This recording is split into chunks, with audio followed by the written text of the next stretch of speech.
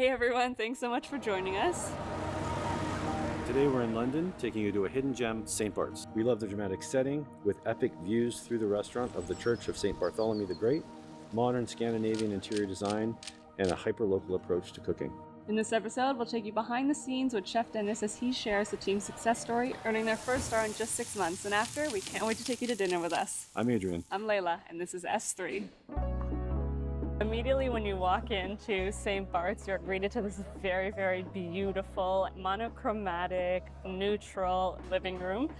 Hello, my name's Dennis Easton. I'm the head chef here at Restaurant St. Bart's. A lot of low seating, a lot of sort of throws. The idea is that you wouldn't go to a friend's house and then just go straight to the dinner table. You have your welcome drink, a few snacks and nibbles, and then you come through to this beautiful dining room. Then we'll start the composed dishes. Very intimate and inviting, and we haven't seen an interior designed in this way. It's their 2012, so it gives this real rich, creamy style that Charles goes for really long aging on these, 36 months for them. This is our house cure. It's raised in Yorkshire and in-house. We salt cure for 24 hours, hung it for 3 months to dry out and give that Iberico sort of nutty flavour. Pork's ultra thin, beautifully aged, cured taste of pork. Service here so far is impeccable. We came in, immediately sat down. Within 3 minutes, beautiful glass of champagne and 2 appetizers. Tomworth cheese tart, borage flour, and honey. Tasted almost like a charcuterie, so the cracker being the tart, the cheese, which was a bit aged and very mild, and then there's a little undertone of honey. Seafood cocktail. We have wasabi, oyster foam, the English caviar, and shrimp. Texturally, there's little jelly cubes inside. A lot of smoke from the smoked gelée. You can taste wasabi and alkalinity behind it. Your summer onion tart, dehydrated onions, and then inside some miso mayonnaise, roasted onion, with a crispy leek bundle, some chive powder, and pickled garlic flowers. Our lobster bun, lobster mousse, English seeds, and curry paste. First one is onions many ways. Interestingly, you could smell a waft of burnt and charred onion just as soon as it sat down. Really potent. The overall flavor profile was almost like I'm eating smoked grass with burnt and charred onion, and then a very acidic cheese flavor behind it. I mean all of those words in a good way. Really pleasing, actually. 5.5 months to open and then receive a star is not an easily done thing. Didn't expect it, so we got invited to the awards very late. We kind of thought maybe we were just there to make up numbers. They got to the last 5 restaurants, and then we hadn't been called. And then they called 4 more, and we still hadn't been called. And then we were literally the last ones called, so, but over the moon, absolutely over the moon. So super proud, and I know the guys in there are super proud as well. Balthasar Ress, Riesling Spätlese, 2021. And this was actually the first planting of Riesling in Germany. A bit more sweetness to the wine. Raw langoustine. It comes from the west coast of Scotland with a very lively and very fragrant Hungarian hot wax pepper foam. And we finished it with some coriander oil. Whoa, I'll wake you up. So the base of the dish is just a cold raw langoustine. It works so well as a palate cleanser because the flavors in the oil are so poignant and so verdant. It just complements lobster really well. And then in the background, the foam, so I'm just starting to taste it now. I didn't taste it as we were eating the dish. There's a bit of spice, like just the mildest hint. I love this. Favorite so far? Our cuttlefish noodle soup. Cuttlefish, we stack it, then we slice it very thinly, put the cuttle onto the barbecue. 20 seconds it takes to cook very quickly. And with the tentacles, again, a lot of people would just sort of say goodbye to that, but we cure it, dry it, and then make a lovely little dashi broth out of it. But then when you eat it, it's just like having ramen, a little hug in a bowl. This tastes like a seafood ramen. The XO sauce on top adds a bit of spice, and then the broth underneath just adds a little bit of umami flavor. And then the noodles, the cuttlefish noodles, taste like the most perfectly al dente cooked, actual like ramen wheat noodles. I really like this, very creative. Burgundian wine next. Slightly different grape Chardonnay gives you a very different flavour profile. So much more aromatic. He's 100% natural to the point where he won't pick if it's a full moon because it's too aggressive for the grapes. Lots of miso and smoky flavours, but still giving you really fresh acidity. This is a bowl of simplicity. Basically 2 main ingredients: tomato, fermented and dehydrated. We also have some smoked mussels, foam out of a very unsurprising combination of some mussels and tomatoes. Fermented and dehydrated. tomatoes with mussels. So smoke is running through this whole menu, but really what stands out here is tomatoes have a gummy, chewy texture to them, but in a really good way.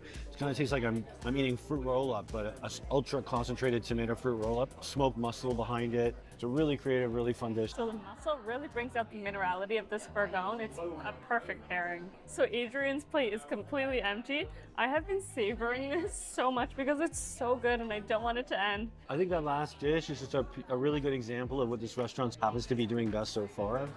There's really only 2 or 3 ingredients in that last dish. It's clearly our favorite. They just let the product shine for itself. Good decisions about combination, put it together, and just it's wonderful. It doesn't need to be 25 things on a plate for it to be good. And Savoury custard at the bottom. It's made with miso, peas, and chicken stock. And then above that, you've got some peas, pork beans, and purple artichoke. On the lid to the right, you've got a chicken skin crisp with some summer herbs. that chicken skin was so flavorful, so crispy. I love the greens on top. The custard is completely different in that it's very mild and very subtle and elegant. The peas, I think, are there more for a textural element, very crunchy. So I have a Lebanese wine there, Chateau Cassara, Chardonnay 2018. 150 years old, the Chateau Cassara. So really high altitude, about 800 meters above sea level. So that gives you this amazing fruit flavour that can hold up to heavy oaking. Rounds it off, gives you a really creamy mouthfeel, and brings out more of the aromatic parts for the next course. Blue lobster from Cornwall. We serve it with 2 different sauces. One is the bisque. We also have this aerated sauce, which is much lighter in texture, but it will give some acidity and some herbaceousness because it's made with some fennel and some fennel liqueur.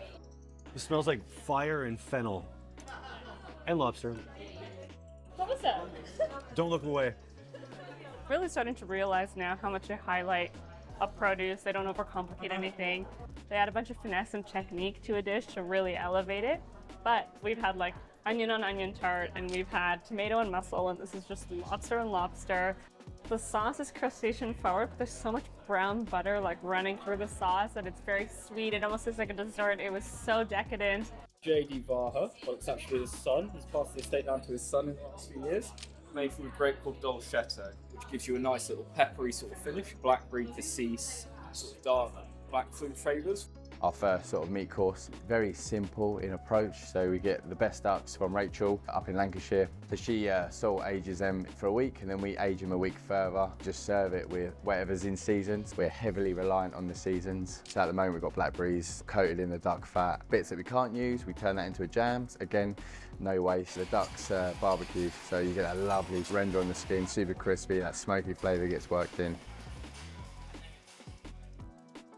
The Amaro family that had the estate since sort of 1610 have been practicing biodynamic ever since they started. So 400 years before it was sort of cool and trendy, which means you get a little bit of that sort of funky forest floor flavour coming through.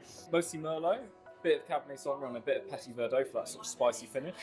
But 12 months in oak and a really rounded, great wine. A lot of what we do sort of really centres around the hearth and the barbecue in our kitchen there.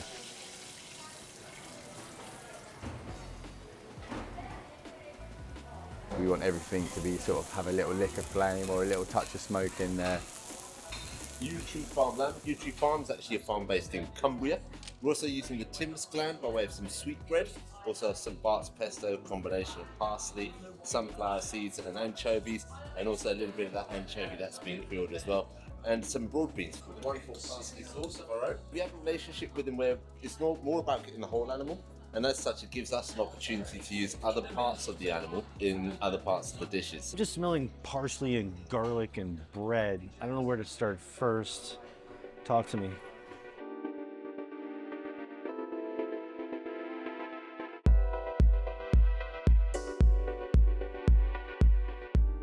Our British artisanal cheese selection. Softer cheeses on the board to start with. Baron Bigot comes from Hampshire. Perlas, that would be the only blue cheese. Very gentle goat cheese. It's called Dorstone. It all tastes homemade. Oh, you're very welcome. This winery, the 100 Hills, is over towards Henley. and we actually went and did a little trip there on Monday as a whole team. Only do vintage wines, really exciting vineyard, about 12 years old now, so it's quite minimal production, about 8,000 cases a year. It's like very citrus. It's just like lemon and very unusual. This is fantastic. I had no idea this winery existed. We were trying to recreate our interpretation dessert called trifle, meadow sweet and honey foam, berry gel, so it's a cider made out of pear, cherry compote, thin layer of sponge cake, and on the top of this sponge cake, cherry meringues. Also have some cherry stone ice cream, brown butter tuile on the top. I grew up on trifle and it did not look like this. Very first taste is beeswax, which is bizarre. 2 more, please. Almond tart casing. We've got an elderflower gel with some honey on the bottom. Then we had some white strawberries in a pickling jar.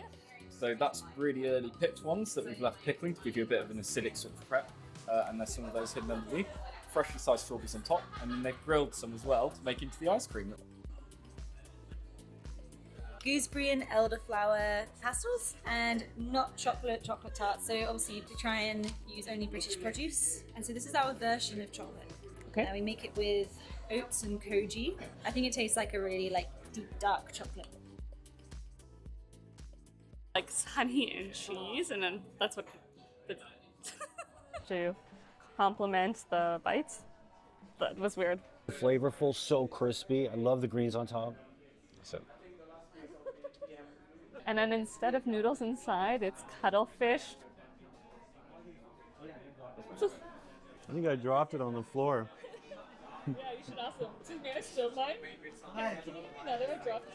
Completely make it. I can't speak tonight. Visual is impatient. I like hot duck. I don't like cold duck. I grew up on truffle and it did not look like this. Trifle? I grew up on trifle and it did not look like this.